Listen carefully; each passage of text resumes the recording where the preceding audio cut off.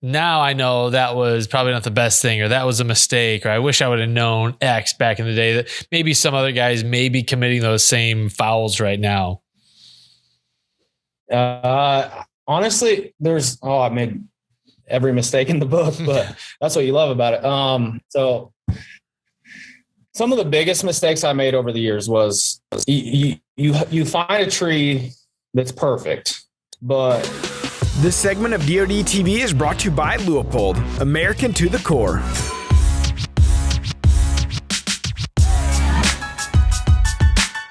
What's up, everybody? Welcome back to the Drury Outdoors 100% Wild podcast, powered by DeerCast.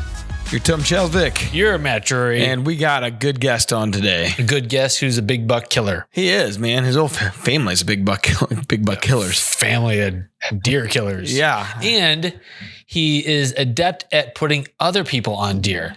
Something I've got some work to do on. That's like the next level of deer hunting. Like, it's one thing to kill a deer on your own. It's another thing to guide other people. Although I did manage to get 2 other people on bucks last year. So you're pretty much running your own outfitting. Basically, I'm successful.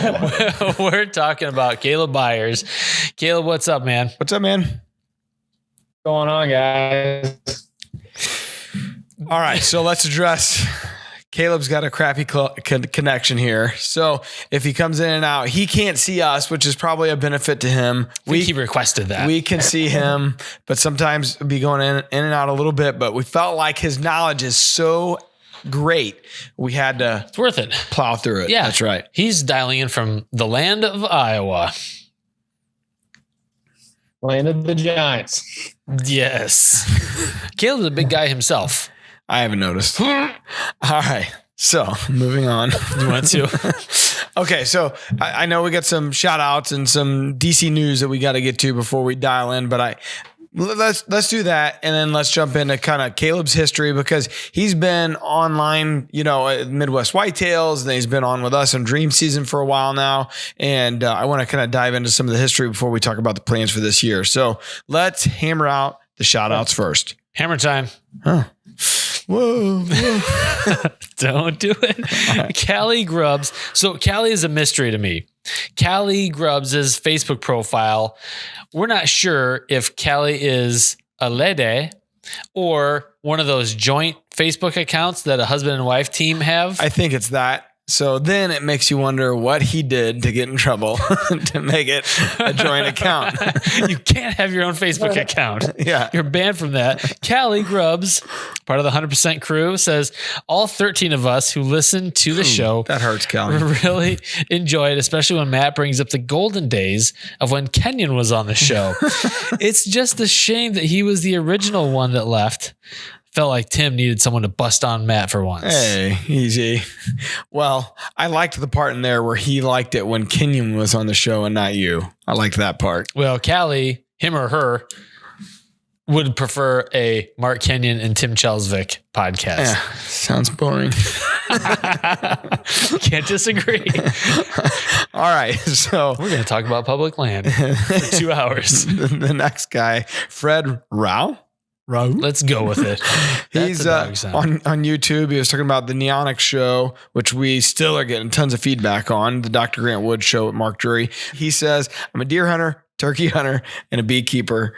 These insecticides are bad news for all that ingest them. I am all ears on the effects of the environment. How do you read so perfectly? So we cut for the first takeout. We better, Matt, cut the first takeout. Yeah, you said a cuss word, sir. That's right. That was rough. We love the feedback. Mm-hmm. Good, bad, and indifferent. Mostly indifferent. Mm-hmm. All right, so what's happening over in DC news? It's not actually news. So if folks have been paying attention to the DeerCast news feed, this article has gotten more comments than most articles have in the past few weeks here. It's all about what happens when you have conflict with your hunting partner on your property. That's probably a pretty regular topic, I would think. It touched a nerve for sure. And Taylor Johnson is our DeerCast contributor who wrote it. And he was pretty much talking about and I won't give away the full article, but a situation where two hunters shot at the same deer. Name names. And it became a contest as to who actually should tag the buck. Jeff and David Lindsay did that on Dream Season. I remember that. Yeah, I don't remember who tagged it. Jeff shot it first, then it ran right down past David's stand. I think that's how it went down. I think Jeff talked about it when he was on our show a year or so ago. Crazy hunt. I had a buddy shoot the same doe that I shot, and he says it was going to lay down. Like it was a great shot, but by him. It walked past. The deer didn't even realize it was hit. It was like, it was just bleeding, walking along, feeding, and it went off about 40 yards to die. It was about to lay down, and he shot it again. He was hunting real close to me. Wow. And he's like, I shot your deer, and I think my arrow hit it in the same hole where you shot it. Okay. So it's like, you either missed or why? He must be the Robin Hood of all Robin Hoods. Right. I mean, and he's not. He's not. Okay. This is all fake news. It happened, but it's DeerCast fake news brought to you by Land O'Lakes Butter. Okay. So, I could relate on the hunting partner thing because I'm sharing a lease with a couple guys this year, and nothing major's come up, but we're trying to alleviate that by putting a lot of things in the lease agreement. Like I tried thinking through as many scenarios as I could. Sure. We try to communicate as best as possible. So all three of us actually, and Scott. So 4 of us are on this text group together. And, we've had a few little missteps there with one guy might have mowed the clover with a lawnmower right after we mowed it with a brush hog, hypothetically, in the heat of the summer. But we're learning that person wasn't me. For all of you hypothetically that think that it might have been. But no, it's just a matter of communicating. So communicated with each other, said, hey, next time let's talk to each other before heading out and doing any work out there and making sure that it needs that work. The basis for any strong relationship. Yeah. Well, another thing, probably a more important issue would be shooters or non-shooters. What's on the hit list, what's on the pass list. So we're talking about that as, summer trail cameras come in, the pictures are coming in, sending it to the group and saying, all right, this is a shooter. I think we should give this one a pass, and that kind of debate back and forth. And that way, no surprises when the deer come out. Yeah. Control the things in you the can season. control. Yeah. So agreed. All right. So let's talk to Caleb. Caleb, we were just talking before we came on air. He's a busy guy. Yeah, man. He's got a lot of irons in the fire.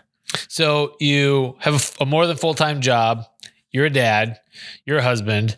You do land sales and you film your hunts. So I want to know when you have a time to work out.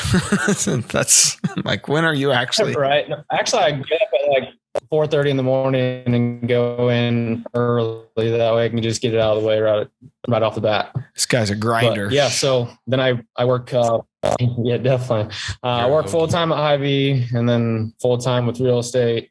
And then, like you said, trying to get everything prepared for hunting season. And as everyone knows, that's a full-time job in itself. So definitely a big balance to try and find, it doesn't matter if I have to do real estate, after dark when the kids go to bed or whatever until 2 or 3 in the morning. That's what I choose to do a lot of times, just so I can spend time with them. So, and the family. So it's definitely a balance. All right. So I want to backtrack a little bit and talk about what piqued your interest to get into filming your hunts, because you've been doing it for a long time now. I remember talking to you probably via email, maybe probably 4 or 5 years ago. It's been a while when we first started talking. Yeah. You were with Bill Winkie and Midwest Whitetail. And I think you had shot that first, was it the first 200 you shot maybe that year? So I shot the first 200 and then we talked a little bit and then Bill needed me still for that season. Then I shot this, actually the second one on video, third one total. Yeah. So since he's come on board with us, no 200s yet. He's got to warm up. Right. Exactly. I'm on a dry spell. You have 150s and 60s. I'm on that same Yeah, dry spell. I know, right? So back at that time, what piqued your interest to start filming for Bill and starting to kind of build that following? I mean, because you guys, you and your wife really have your own kind of set followers now that look for those online hunts. You guys were Bill was definitely kind of ahead of the curve of like the hunting public, or I think him and Grant kind of had the first online shows and really kind of set the stage in that market. What made you want to jump on board and get involved in it? So I mean, just like anyone, I started watching in the DVDs back in the day, just like anyone, and then kind of as far as filming my hunts, it's something I've wanted to do from the beginning, especially watching you guys, Mark and Terry, especially from the beginning. And that's what kind of really got me into it. And actually, so a lot of people probably don't know, but where I grew up is literally like 5 miles from where a lot of Mark's farms are. So he's someone that I've looked up to big time in the hunting industry, and what better role model to have, obviously. But so Drury Outdoors was always my main goal. So to I guess to get ourselves, I didn't want to approach juries about filming right off the get. Like I wanted to get good at it. I wanted to, kind of get my feet wet, and obviously Midwest Whitetail is a show that I'd watched quite a bit, and second favorite for me as well. So a lot of information side of things in that too, and so felt like that was something I could bring to the table that was good for them. Was helping other people learn and set up the properties and stuff like that. So it was definitely fun to get my feet wet with that. And then obviously the end goal being to be with juries, and we were definitely ecstatic when we finally got coordinated and got that worked out. So I actually started filming hunts in like 2012. And I figured out right off the get that you have to have a partner that is like as ate up with it as you are, or it's not going to work. So the first year I started filming, he was reliable in the beginning, and then he just got burnt out fast. And I remember it was November 7th, and I'd waited all season. I had one deer that I was going to hunt. So I basically let him hunt almost every day prior to that. And I said, okay, today's the day. Like I'm going after, I called him the flyer buck. He was like 190-inch mainframe and then like a 12-inch flyer. So would have put him right around 200 inches. And so like I had waited for that time of year, perfect wind. I was like, okay, we're going to kill him. Like I just got a trail camera picture of him going into the bedding area. And he made an excuse of he was sick. And I was like, all right, no big deal. So I went and I tried to film myself. And here comes the deer running down the hill with a doe. And kind of just set the stage. Like it's just this big long draw going through CRP, and he'd gone this way. And I knew he was going to come back through eventually. So I'm like standing up and just strictly watching this way. And I had like 170-inch deer come from the other way and sneak into like 30 yards. And I had to make the decision to actually pass the deer just because I had in my head that this deer was going to come by. So here I did pass the 170-inch deer that, I realistically would have shot if he was in the tree with me, because we could have just switched bows and, then he could have hunted the other deer. But anyway, so I'm strictly facing this way, and that deer sneaks in. So I kind of was like, well, maybe I just need to, sit back down and the stands are this facing each direction so we could watch each way. And I sat back down, and, I just kept looking over my shoulder, and of course, here he comes. And literally I had to pass him going through my shooting lane at 30 yards because I'm trying to self-film. Finally got the camera on him, and he literally walks through my shooting lane. I film him, and then he walks into the brush and straight away. And I never did get a shot at him, but if I'm not self-filming, I kill him easily, so it kind of rubbed me the wrong way. And I figured out right away, you got to have a reliable partner. So I put the camera down for the year and ended up killing a buck on a different farm. Is my internet connection good? It said it was unstable. We're hearing you. Okay. So I ended up killing a buck on a different farm that I actually went 202 after I put the camera down. And so that was my actual first 200-inch deer, not on film, but then so I kind of wanted to get Taylor into filming slowly, but right away. So basically I filmed her, and then kind of wanted to see if she she loved it actually. So then she started filming, and ever since then, it's kind of been one of those deals. It's been our thing. So I don't know anybody that grinds harder than she does, honestly. And to think that I started out with a partner that was a guy that couldn't grind as hard as, my wife is pretty special. But so then ever since then, so 2013 was realistically might have been, we weren't filming for anyone, but it might have been one of our best years ever. Realistically, she killed 2 giants and I killed 2 giants. So, I mean, it was a heck of a year, but ever since then after that, I kind of sent like something into Midwest Whitetail and they brought us right onto the main show actually. And it's just a part of what we do now. I mean, I couldn't imagine not filming my hunts, whether I was self-filming or not. So, I mean, it's just kind of, as you guys know, once you start filming and you can show everything to your family and your friends, and it'd be hard to give that up for sure. It's hard to go back. You just get used to it's just part of the hunt at a certain, time. You're just like, this is what I do. Yeah. So you've kind of built up this following over those couple of years over at Midwest Whitetail. And then here about 3 seasons ago or so, you join up with us and we started Dream Season Live, which is kind of our semi-live, online only hunting show. And, there's the group that used to be the Muddy group, Chris Duncan's crew. What was the name? Pursuit? Trophy Pursuit. So those guys came on. They had something happening where like Muddy and GSM bought Muddy and they kind of became available. So they came aboard. You guys came aboard, and it was this perfect storm of a bunch of big buck killers there and good, good ground, and good area. Yeah. And it's been fantastic. I mean, it's one of the most entertaining things that we do is that semi-live show in the fall. So you're now on Dream Season Live, and you guys are gearing up for another season with us. What are you currently doing, plan wise amongst all the 50 other things that you're doing every day? What are you kind of doing with your parcels of land that you're hunting? Because I know you got a small piece that's attached to your house, and you guys killed a hell of a buck there last year. Yep. And then you also have another piece that you hunt, right? Yeah. So and that's where it gets crazy too.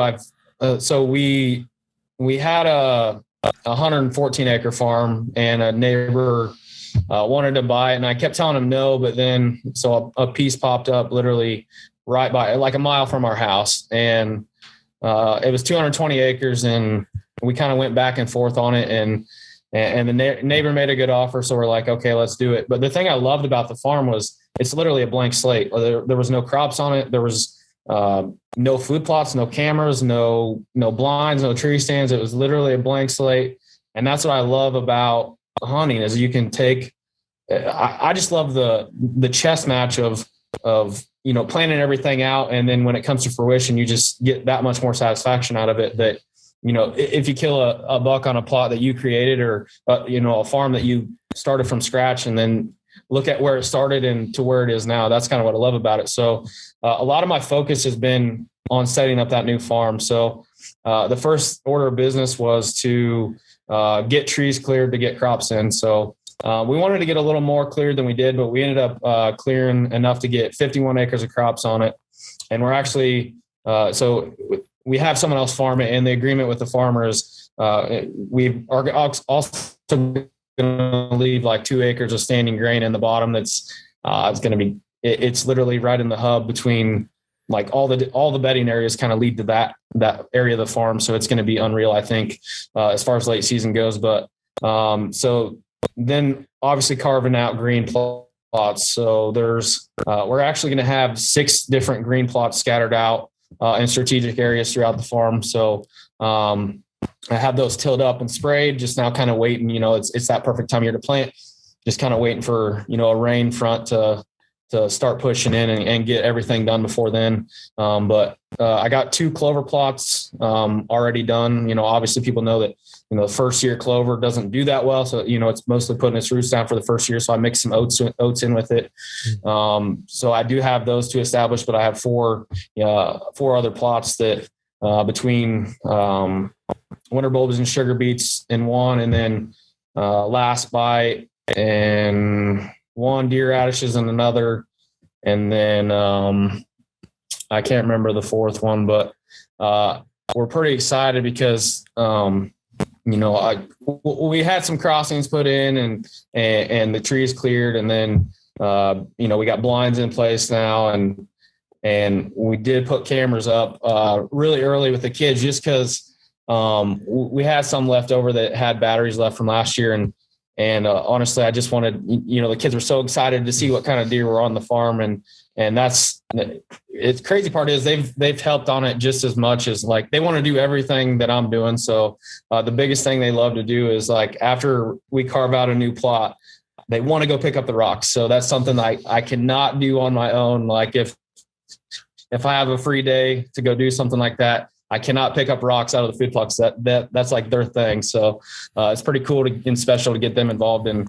And every day after, if I get home from work and didn't have a ton of real estate to do, that's what they want to do is they want to go to the farm every day and ride the 4-wheeler around and just fix up the new farm. So that makes it even more special. I just love the family affair and getting your kids involved with it. And so long story short, throughout checking cameras, we went fishing on one of the neighbors' ponds, and we were headed back to the house, and we were driving by our farm, and we seen this buck with a drop tine. So immediately Huxley's like, well, we got to go check the trail cameras. Like they'd only been out like a little while. And I'm like, all right, buddy, like, if you want to, we can. Like, it was early enough in the year. It's not going to hurt anything. So we went and checked the cameras, and sure enough, that deer has been on 2 different cameras, mostly on one. And then he moved into a actually better area here recently.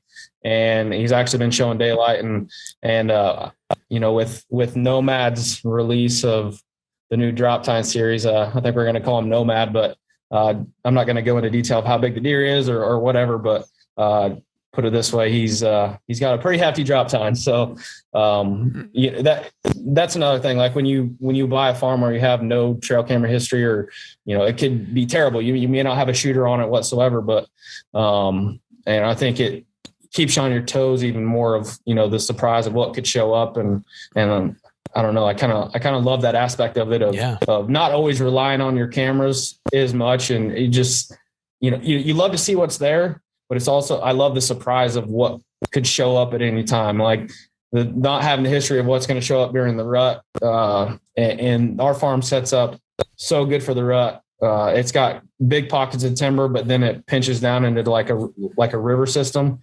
and it should, from going to one timber to the other, it should pinch them right down, and it's going to be amazing in all aspects of the season, early to late. It's going to have it all. So that was one thing I was looking for. If I was going to upgrade in farms, it had to be the total package, and I think it's going to be exactly what it is. So heck yeah. So by the time this show airs, it'll be mid-August. I'm curious, Caleb, your trail cam strategy at that point in the season, what are you doing? Right now, everything's over analogic mineral dirt. So basically I'll put everything over mineral for now, and it just kind of put it on the fringes of, where you're easy to get to, and then kind of run Reconic cell cameras when you get closer to season. But for now, just put everything on mineral and put it in areas where you're never going to hunt. Obviously in Iowa, you can't hunt anywhere near mineral. So you got to, that's part of the strategy as well, of figuring out where you're going to put it, and on a new farm, hope that it's never in an area that you're actually going to be planning to kill a deer. So I put it in the weirdest places, but so realistically, you most of the time get a lot of nighttime pictures, but that's fine. You're just trying to figure out what's there. And then I will transition once we get into September and the scrapes start, popping up. I'll start putting them on scrapes, and, over the new crossings we put in that are, obviously easier to cross than the ditches and just, high traffic areas coming to the food plots. So. Sure. So what I'm hearing here is that you never stop thinking about how you're going to improve the land, but B, improve your own skills here, and continuing to, cultivate, and make everything you got better. Oh gosh. Yeah. That's what you love about it. You never stop learning, and from each season to the next, you try to incorporate new things. Like I know you guys have been big on like the tree coys, and that's something I've never done a lot of. And seeing your guys' success with that, that's one thing. We're going to have some bigger food plots this year as far as green sources go. So I know getting them in bow range is going to be a little bit of a tricky subject. So I know that we're going to have to figure out ways to obviously get him in range. And, watching Greg's recent episode of Bow Madness with the decoy stuff, like I don't do a lot of decoying either. So that, between the tree coys and the decoying, that's something I'm going to definitely try a little more of this year for sure.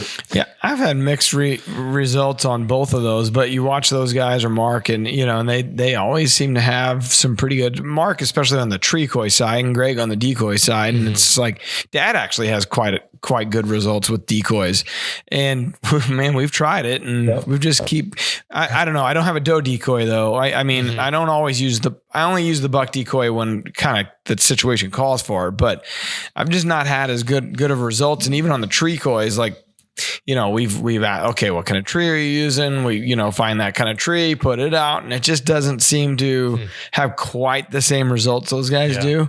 But I don't know. I'm sure it's something I'm doing. I just haven't figured it out yet. So yeah. And sometimes the guys have been doing it for so long. Go ahead, Caleb. No, I was just going to say, every time I put a decoy out, it seems like the first doe on the field just stares at it the entire time and stomps and blows and ruins the whole hunt. And then it's like, I'm never using a decoy again. And then I really don't that much. But, and as far as the tree coy side of things, what I've been hearing is guys will go to the co-op or, whatever, like a fencing store, supply store, and get like just a fence post that has sap on it and just, put sin on it, and the stickiness, from it already being treated, makes them go crazy over it, I guess. So, and then basically they'll just take a screw and screw in like your licking branch. So it acts as, they have to put concrete in it, quickcrete to get it to stay there, but then it acts as a rubbing post and a scrape post. So that's kind of what I'm going to try this year. We'll see if it works, and hopefully, obviously be able to get them in bow range that way. We'll see, but. Caleb, you've been hunting at such a high level for so many years now. I'm curious, because we were talking about the learning aspect of the pursuit and how that's just a part of the fun of it. What are some of the things that you look back on and you see, like, now I know that was probably not the best thing, or that was a mistake, or I wish I would have known X back in the day, that maybe some other guys may be committing those same fouls right now?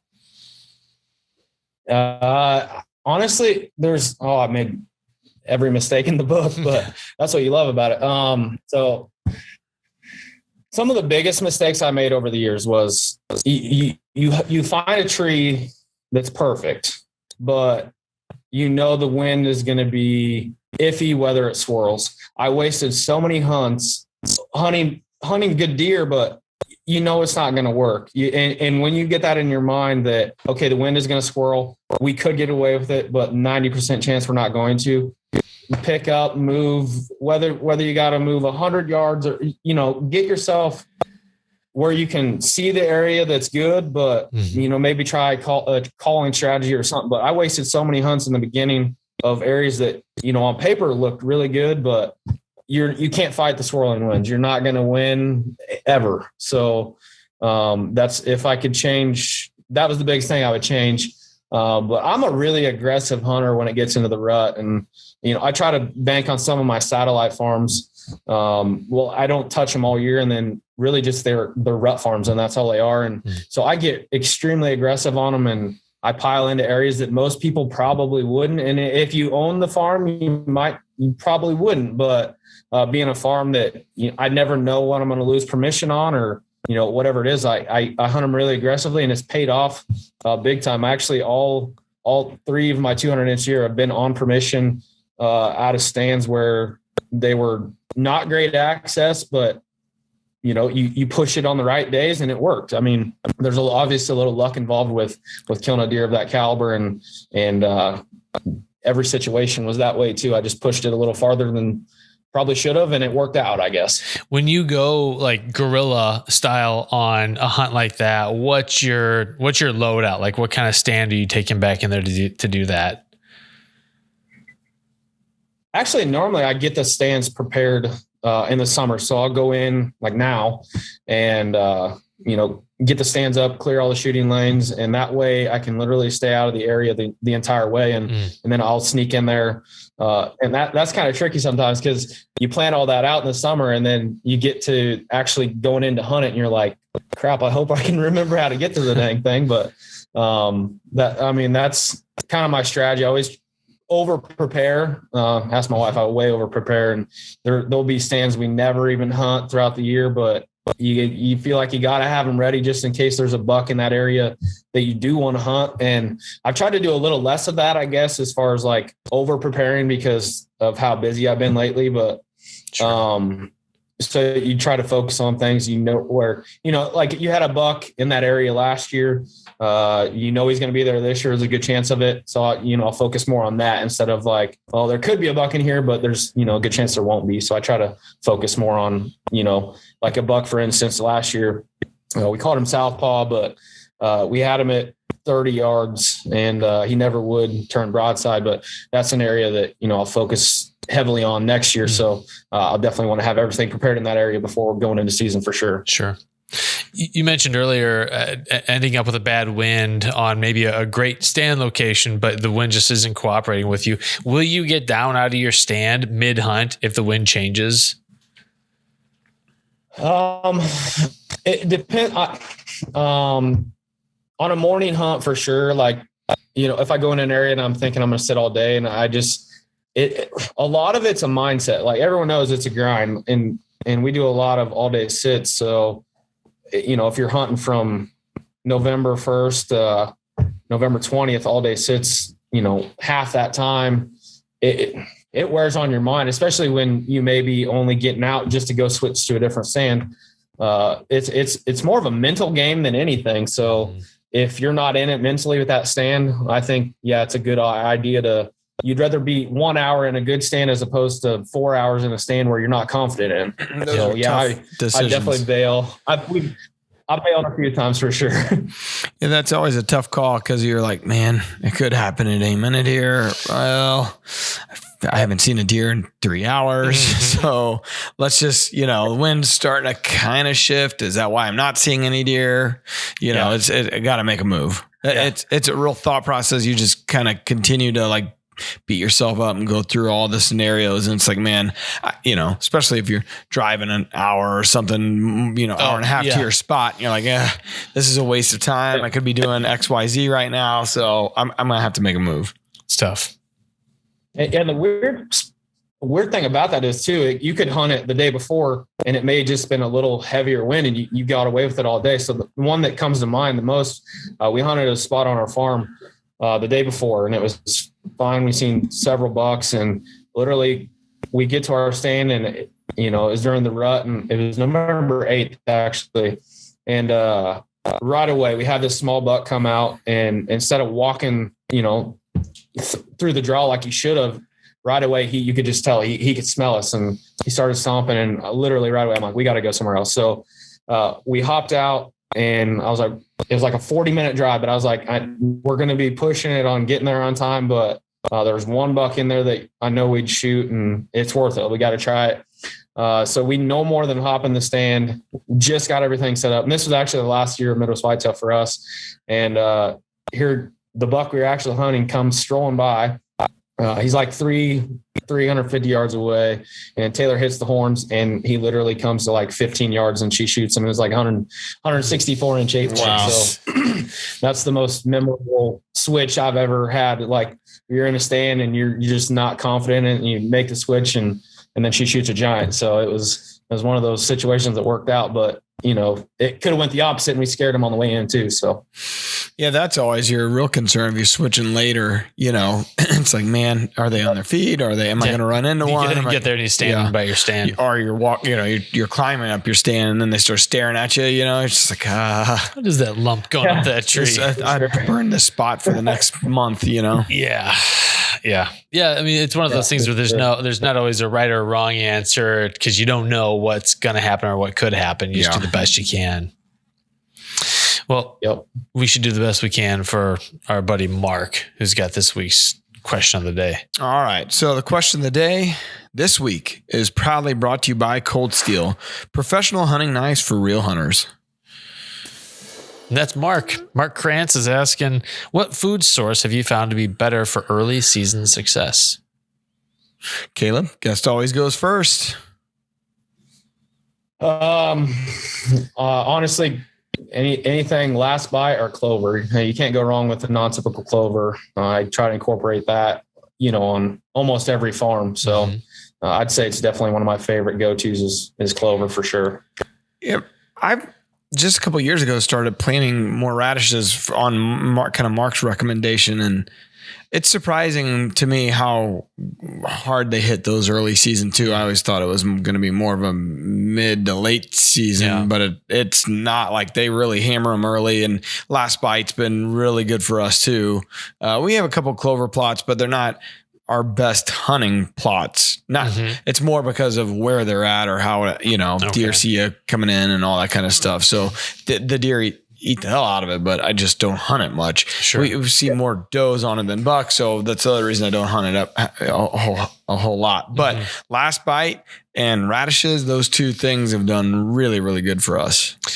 Now, I don't hunt areas where there's a whole lot of food plots or agriculture. So I'm looking at keying in on white oaks and where the mass is dropping. And I really think deer listen. I think when they hear those acorns hitting the ground, I think they key in on that. And I've killed a lot of deer with them just kind of nose to the ground, them grazing along through the understory there in the woods. I dropped an arrow once.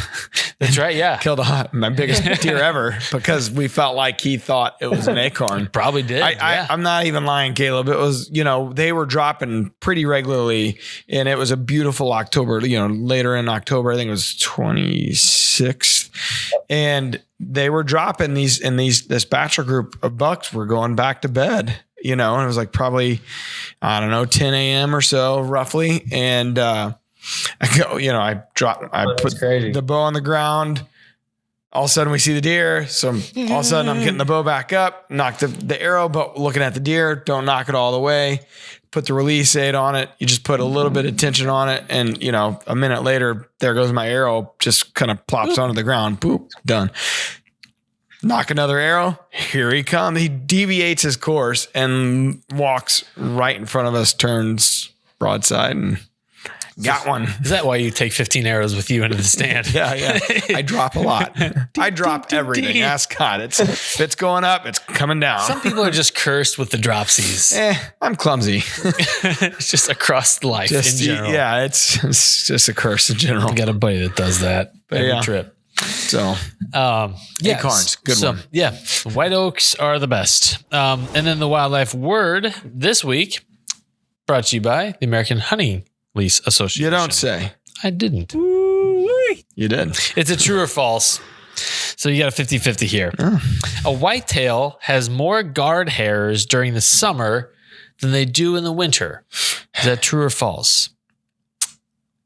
Caleb. Whitetail has more guard hairs during the summer than they do in the winter. I'm going with false. I'm going with false. I would go with false. I would go false as well, just because they put on more of a coat. Yeah. And, for the winter months, but I don't know. It's actually a true statement. They do have more guard hairs during the summertime. In fact, they have twice as many. They have around, I think they counted like in a square inch, they had like 5,000 hairs in the summer and around 2,500 hairs in the wintertime. Really? It's the under fur that they grow during the winter, and it's the fact that their guard hairs in the wintertime are hollow and like 2 times thicker than their solid, shorter summer guard hairs. Man, I wish this was something that I'd be able to remember, because it's really interesting, but I'm not going to ever remember this. The cool thing is you just podcast this whenever you want a fun fact. Just listen to it over and over Not again. often I go back and listen to our podcast, but maybe that's what I need to do. You can be like Gilly Goat, who went back and listened to the 70 episodes. God bless you, Gilly Goat. Well, Caleb, now you know. Yeah. Yeah. So you should Definitely kind of be didn't. thanking us for being on the show today instead of us thanking you. This is a house of learned Right? doctors. Yeah, we're smart. Yeah, some of us. SMRT. Well, Caleb, we look forward to your adventures this fall. Every deer season is incredible for us to follow along with you guys on Dream Season Live. Come again?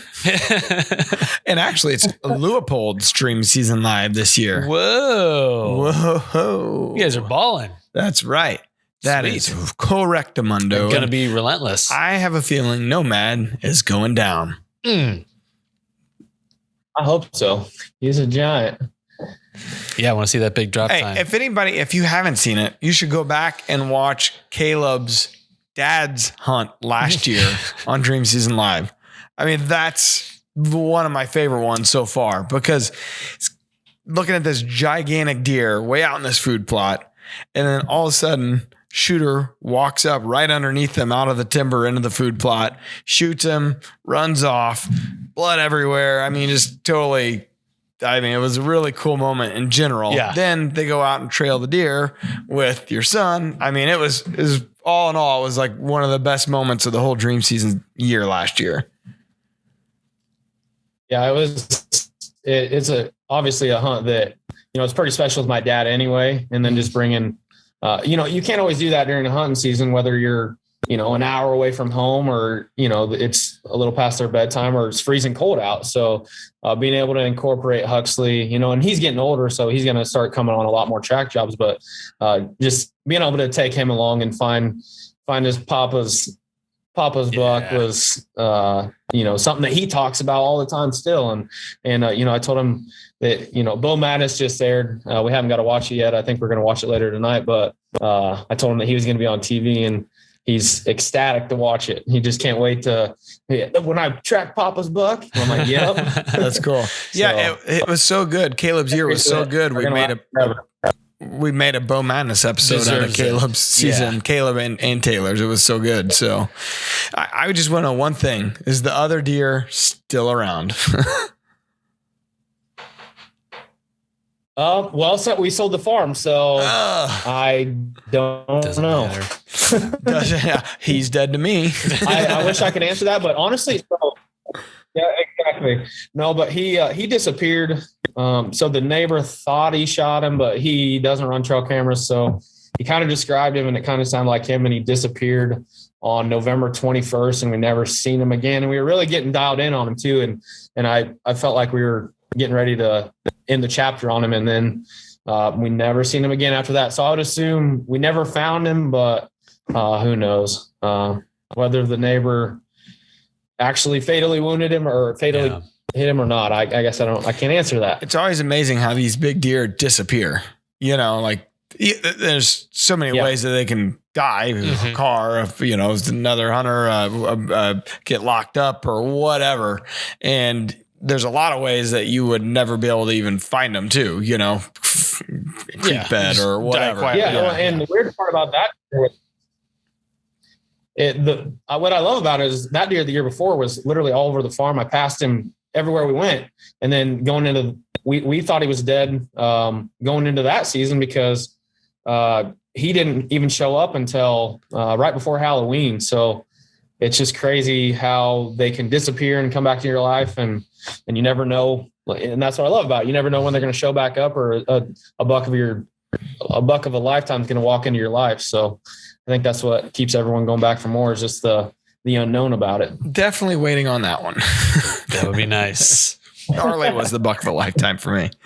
The high water mark kind of just continues to rise. Yeah. Well, you keep hunting. You hope. Right. That's ideally the way it should go. Yeah. Well, Caleb, thanks for hopping on, man. We really appreciate it. Caleb is also a great follow on Instagram if folks aren't following him. Caleb, what's your Instagram handle? I think it's Caleb Byers, Drury Outdoors. Sounds about right. Very confident. Yeah. Okay. Well, thanks for tuning in, everybody. We appreciate it. Thanks, Caleb. All right. Thanks, Caleb. Good luck this season. Safe hunting, buddy. Yeah. Thanks for having me, guys. Yeah, you guys as well. All right. Until next time. Peace out. See ya. The results are in. DeerCast said it was supposed to be a great night. Well, here you go. DeerCast said great. It doesn't exist anywhere else but in DeerCast. Hunters love DeerCast's exclusive deer movement forecast. Get ahead of your game with DeerCast. We're adding new videos every week, so make sure to click that subscribe button and check out all of our amazing content. This episode of DoD TV was brought to you by Bass Pro Shops and Cabela's.